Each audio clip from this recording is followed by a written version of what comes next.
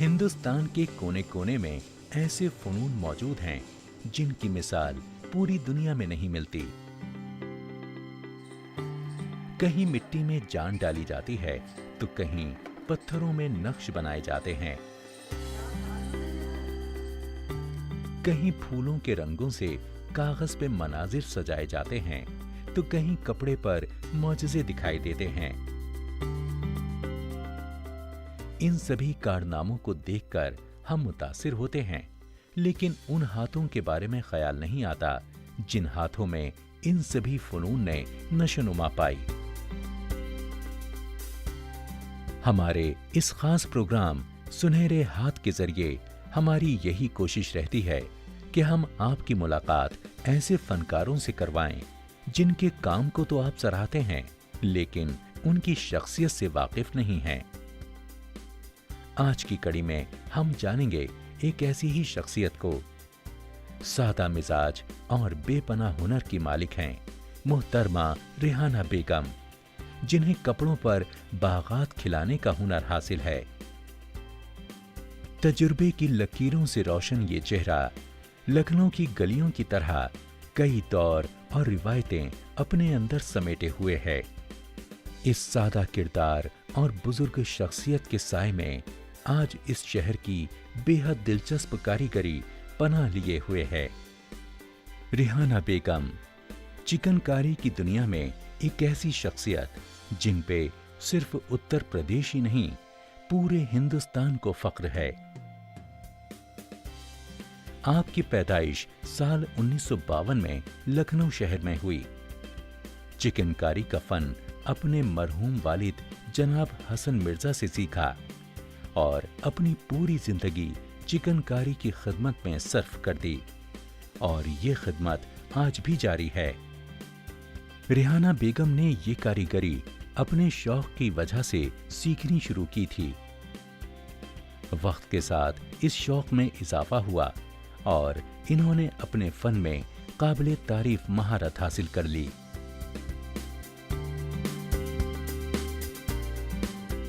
उन्नीस 1978 में इन्हें स्टेट अवार्ड से नवाजा गया।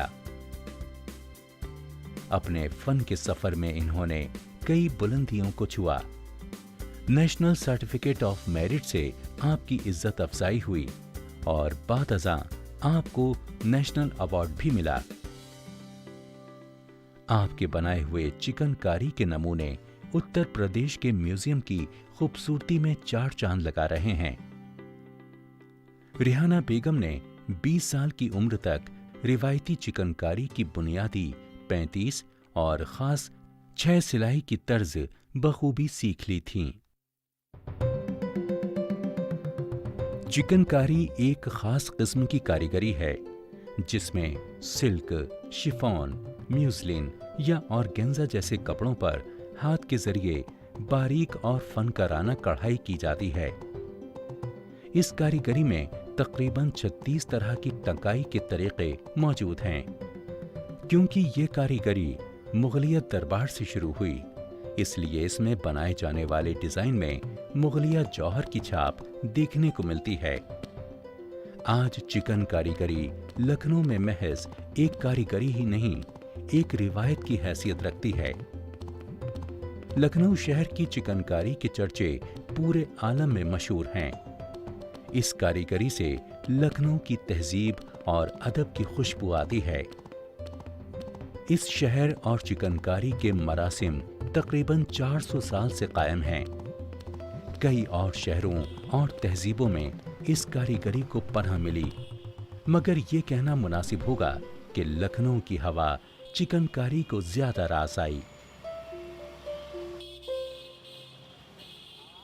चिकनकारी असल में एक लखनऊ की निकली हुई सनद है, जो कि लखनऊ से ही निकली है और लखनऊ में पैदा हुई और लखनऊ में बनती भी है और लखनऊ से मशहूर भी है। तो चिकनकारी एक लखनऊ की सनद है और चिकनकारी का काम सिर्फ लखनऊ में होता है, कहीं ना हुआ है ना होता ही अभी तक के।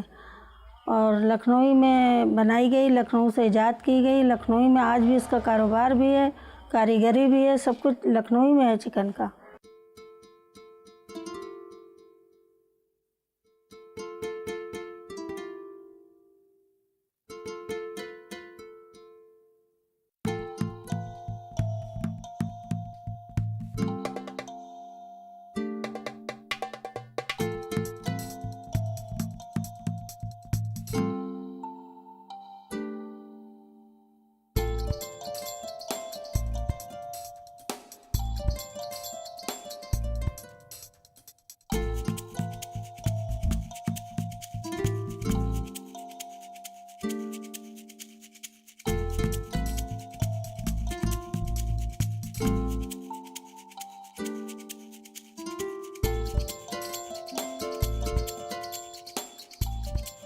तारीख में चिकनकारी की इब्तिदा का मौजू ज़रा पेचीदा है। इसके साथ कई कहानियां जुड़ी हुई हैं। मसलन कुछ लोगों का मानना है कि चिकनकारी लखनऊ शहर में ईजाद हुई। कहीं ये भी कहानी मशहूर है कि किसी फारसी ताजिर ने एक फकीर से पानी पीने के बदले चिकनकारी का काम सिखाया। लेकिन इसके नाम पर गौर किया जाए तो इल्म होता है कि चिकन लफ्ज के तार फारसी लफ्ज चिकीन से जुड़े हुए हैं, जिसका असल मतलब कपड़े पर बारीक कढ़ाई करने से है।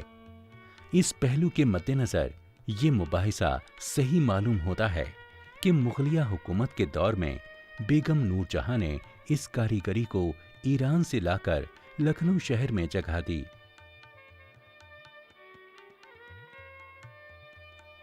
चिकनकारी का शुरुआती दौर मुगलिया हुकूमत की सरपरस्ती में गुजरा। फिर नवाबों के दौर में इस कारीगरी पर तहजीब और नज़ाकत का रंग चढ़ा और आज इस फन के बेहतरीन कारीगरों की निगरानी में ये रिवायत महफूज है। इन बेहतरीन कारीगरों में रिहाना बेगम एक खास मकाम और रुतबा रखती हैं। हालांकि मुगलिया दौर में ये कारीगरी सिर्फ मर्दों के हाथ में ही थी, लेकिन आज के दौर में इस फन के कारीगरों में बड़ी तादाद में औरतें भी शामिल हैं, जिनमें सबसे तजुर्बेकार कारीगर मोहतरमा रिहाना बेगम हैं। चिकनकारी का पेशा आज लखनऊ शहर के बड़े तबके को रोजगार फराहम कराता है। इस सनत के मैदान में एक नाम अनोखी चिकन का भी है। इस खास तर्ज की चिकनकारी की ईजाद रिहाना बेगम के वालिद मरहूम ने खुद की थी और रिहाना बेगम को इसके दांव पेच सिखाए। चिकनकारी के हक में अपनी खिदमत के लिए इनके वालिद मरहूम को नेशनल अवार्ड से नवाजा गया था।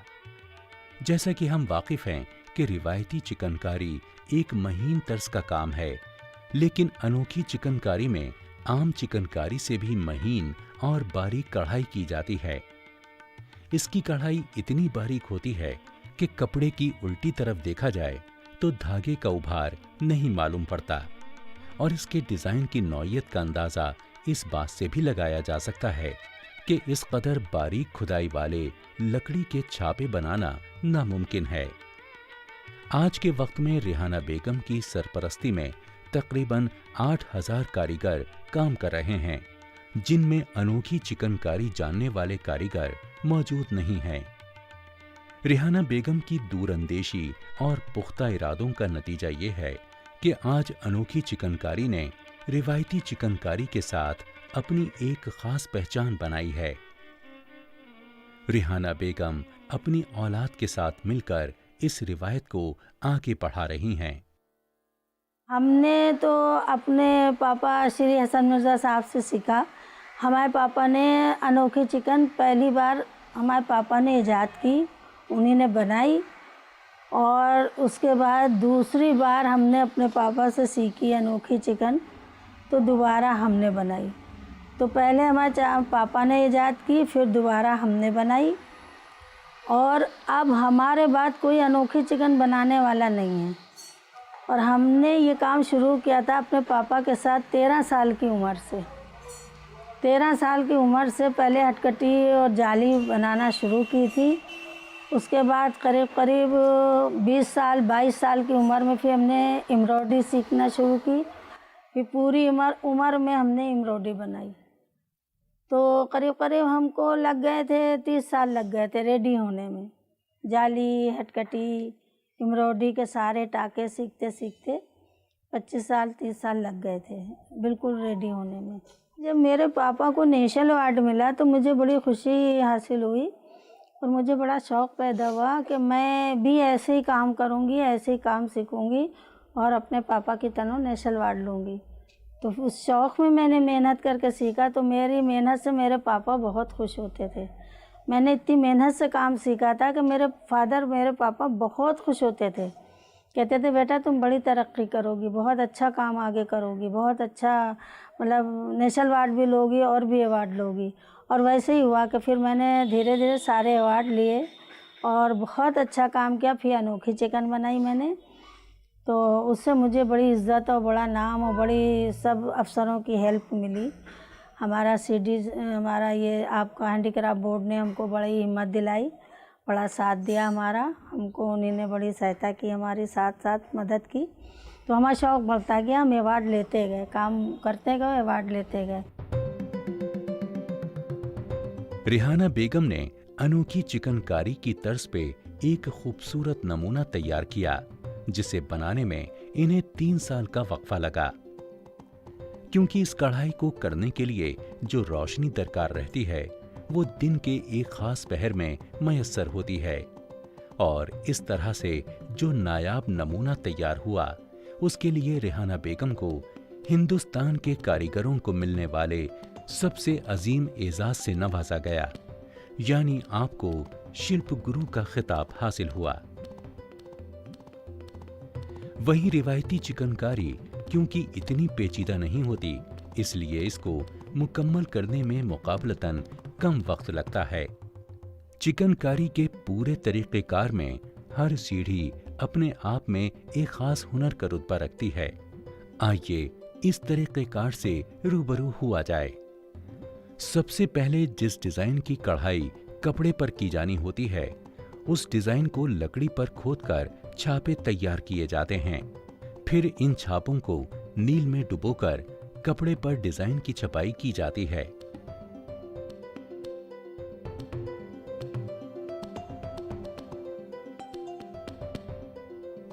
इन छपे हुए डिज़ाइन पर कारीगर जिस तरह की कढ़ाई की ज़रूरत है वो किया करते हैं।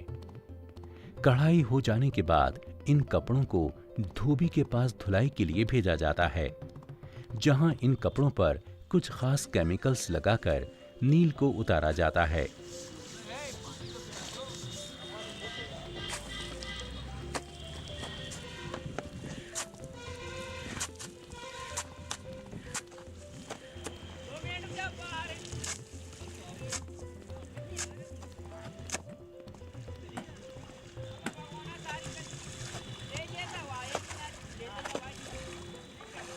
धुलाई के बाद ये कपड़ा मुकम्मल चिकनकारी का नमूना कहा जा सकता है। हालांकि ये पूरा तरीक़ेकार यूं देखने में काफी आसान मालूम होता है, लेकिन इस कढ़ाई वाले काम में अक्सर कारीगरों को एक तवील अरसा लग जाता है। मैंने जो अनोखी चिकन का काम किया है वो तो मैं सिर्फ 1.5 घंटा करती थी। 3 साल तक के मैंने 1.5 घंटा दिन में किया, 11:30 से लेकर और 12:30 के सूरज की रोशनी में। तो उसकी तो मेरी लिमिट थी करने की, मिस नहीं होने देती थी मैं वो 1.5 घंटा, क्योंकि मुझको 12:30 के बाद में मुझको पीली धूप मिलती थी, वाइट धूप नहीं मिलती थी। और 11:30 से 12:30 तक जो मैं काम करती थी हाथ पे, तो मुझे वाइट धूप मिलती थी सूरज की। तो उस वाइट धूप में मैं काम करती थी, और उसके बाद में फिर वो धूप नहीं मिलती थी, पिलाहट धूप ले लेती थी, तो फिर मैं काम बंद कर देती थी। तभी तो मुझको 3 जाड़े लग गए उसमें काम करने में।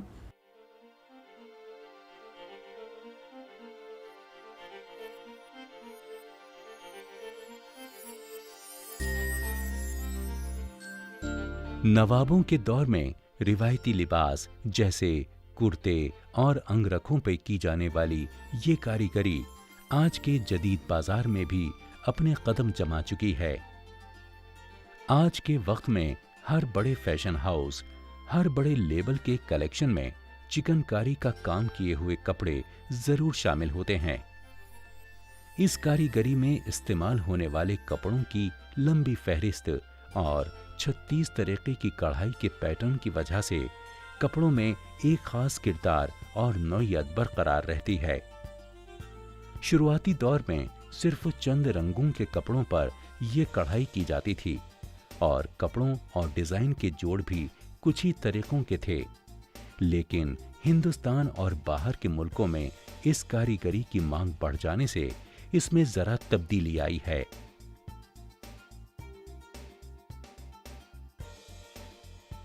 किसी भी फन के लिए ये बेहद जरूरी होता है कि जमाने के साथ साथ उसमें तदवीन भी होती रहे। कभी कभी फनकार कई वजूहात के रहते बदलते जमाने के साथ कदम से कदम नहीं मिला पाते। इस वजह से उनका फन एक मखसूस वक्त का ही होकर रह जाता है। आज के वक्त में नए नए ढंग के कपड़ों पर जदीद तर्ज के डिजाइन बनाए जा रहे हैं। पहले रेहाना बेगम जैसे कारीगर इन तब्दीलियों के हक में नहीं थे, लेकिन आज आपका मानना है कि बदलते दौर के साथ चलने में ही इस फन की बहाली है और साथ ही साथ रिवायती तर्ज की कारीगरी को खास तवज्जो देते हुए जिंदा रखा गया है। रिवायती फनकारी और आज के दौर के बाजार की जरूरत के बीच सही ताउन बनाने में दस्तकारी हाट जैसे इदारे सामने आए हैं और इस फन की बेहतरी के लिए जोरों शोर से काम कर रहे हैं। अब जब नवाबीनी ख़त्म हो गई और वो पैसा मतलब बंद हो गया कारीगरों का, तो फिर दुकानदारी शुरू हो गई, बिजनेस शुरू हो गई चिकन की। तो फिर जैसे अब दुकानदार बनवा रहे हैं, कारीगर बना रहे हैं, जाके उनको जमा कर रहे हैं, वो पैसा दे रहे हैं, ऐसे इसकी रोज़ी रोटी की शुरुआत हो गई।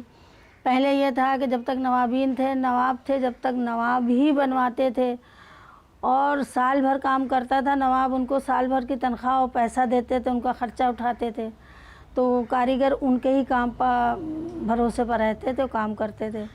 तो अब वो चीज़ तो रही नहीं, पर अब तो सब दुकानदार और बिजनेस बन गई, बिजनेस चलने लगी। अब एक दूसरे से बिजनेस करते हैं, जैसे आपने हमको काम दिया, हमने बना के ला के आपको दे दिया, आपने उसका पैसा दे दिया, आपने आगे उसका बिजनेस किया। तो अब तो ऐसे कारोबार चलता है। अब तो हर करीब करीब बहुत लोग बनाते हैं, बहुत लोग इसका धंधा और बिजनेस करते हैं, ख़ासकर लखनऊ में।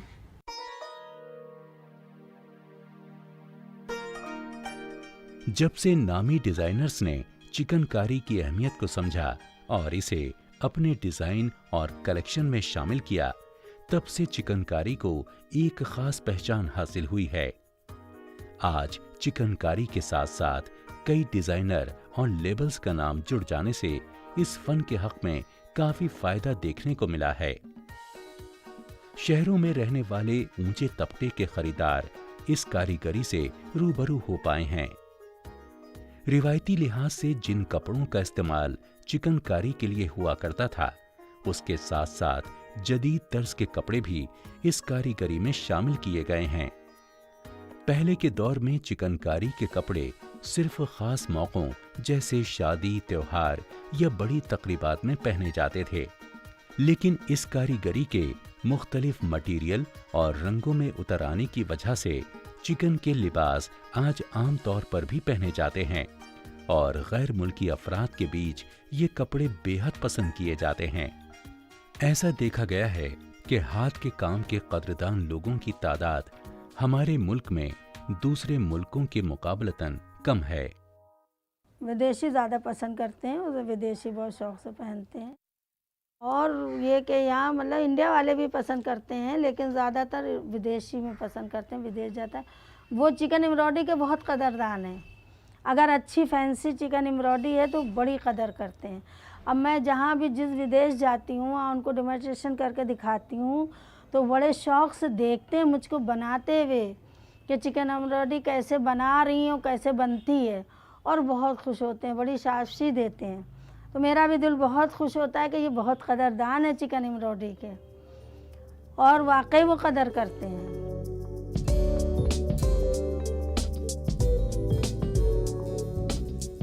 हालांकि चिकनकारी के हक में आज एक अच्छा दौर चल रहा है, क्योंकि इस फन के कदरदानों की तादाद में इजाफा हुआ है। साथ ही गैर मुमालिक में इस फन को एक खास पहचान मिली है। मगर इसके कारीगर और रेहाना बेगम जैसे सरपरस्त फनकार आज भी माकूल कदर अफजाई के मुंतजिर हैं। मशहूर डिजाइनर इस फनकारी को अपने डिजाइनों में शामिल करके जितनी शोहरत और पैसा कमा रहे हैं, उसका निस्फ हिस्सा भी इसके बनाने वाले कारीगरों को मयसर नहीं है। चिकनकारी के एक पीस को बनाने में कारीगरों को बेशुमार दिक्कतों का सामना करना पड़ता है। मसलन जिन धागों का इस्तेमाल इस कारीगरी में किया जाता है, वो धागे सिर्फ ढाका में दस्तयाब हैं, और इस तरह के कई वसाइल लखनऊ के कारीगरों को बाहर से मंगाने की ज़रूरत पड़ती है। जिस वजह से इन वसाइल की कीमत काफ़ी बढ़ जाती है और मुनाफा कम हो जाता है। नहीं मिलता तो ये लखनऊ में है, कुछ धागे ऐसे हैं कि बाहर से आते हैं, जैसे आपका ढाका है, कलकत्ता है, यहाँ से आते हैं, लेकिन इसके धागे जितने भी चिकन में धागे यूज़ होते हैं वो मिलेंगे आपको चौक में ही, हमारे लखनऊ में मिलेंगे और कहीं बाहर नहीं मिलेंगे। दिल्ली बॉम्बे में आप चाहिए तो नहीं मिलेंगे।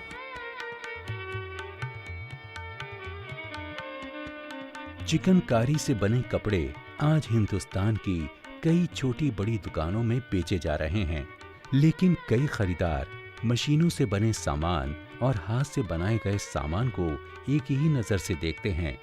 बल्कि यूं कहें तो बेहतर होगा कि हाथ से बनाए गए सामान के लिए ठीक कीमत देने को कोई तैयार नहीं होता, जिस वजह से हाथ से बनाए गए सामान को बाजार में बिकने में दुश्वारी पेश आती है। इस तरह की दिक्कतों को हिंदुस्तान के कुछ फनकारों ने पहचाना और इसके सुधार के लिए काम करना शुरू किया। जनाब बाला सुब्रमण्यम भी इस तरह के साहिब हैसियत और पढ़े लिखे फनकारों में से एक हैं। Crafts are not being appreciated as much as it used to be. If you go to Delhi Hut, you'll know that everybody is bargaining with them. You know, so people should learn to appreciate the fact that it's got some intrinsic value, which you need to buy when you buy a product. And so when I work with artisans, I make sure that that comes across, as well as the utility of the product. And thereby it translates into difference into a sale, and when you see money coming in, they understand that it's valuable. You know, I worked with the craftsmen in Kashmir, for instance, and they have been used to making products all over all these time. You know, and they look at it and say, what can you do something new in this? I worked with them, and I said, you have a nice technique of using brush and paint, and you develop range of motifs, etc. How about doing no motifs? So they found it appalling. They said they are known for that kind of motifs. So I did flat colors, and I made a tiled table out of it, and everybody who saw it appreciated it. So suddenly they saw, suddenly people who are not skilled could also make a livelihood out of it. So their cousins and people who were not so skilled also joined in the workshop, and they started making stuff. So that's how I work. I work in a slightly unemotional way, you know, in the sense that craft has its value, but craft cannot be sold just because it's, you know, emotionally attached. You know, I kind of detach myself from the emotion and try and do things like that. See, because that is a kind of a patronistic attitude, you know, patronizing attitude. You kind of say, okay, you're so good, we should encourage that, etc. But that actually puts the craftsman at a lower level than at a higher level. I mean, they are very knowledgeable.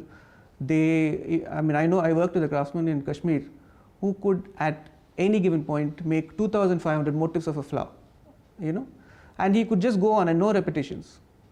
And that's the kind of knowledge they have, you know, and that's not being transferred, you know, over a period of time. That's another sad part. So I am at a lower level when I go to them. I don't say that I'm going to take your craft and make something out of it. I'm going to say that, okay, I want to understand what you do, and I want to see if we can make a good living out of this. So it's more a marketing oriented approach, and I think that's very important. I think when they start getting money for what they do, then they can afford to do things which is of artistic value.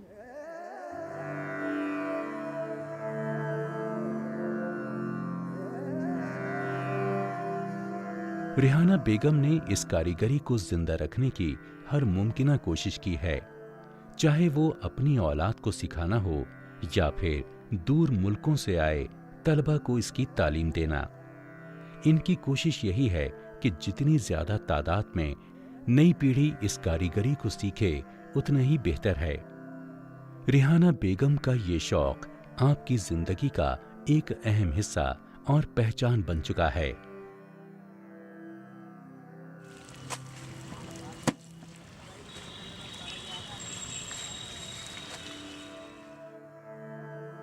Rehana बेगम जैसी शख्सियत जिन मामूली हालात और माहौल में कम से कम वसाइल के साथ अपने शौक को तरजीह देती हैं, वो काबिल तारीफ बात है।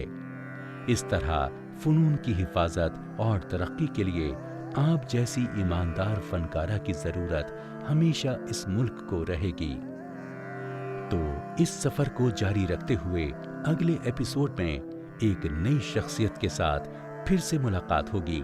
तब तक के लिए विदा।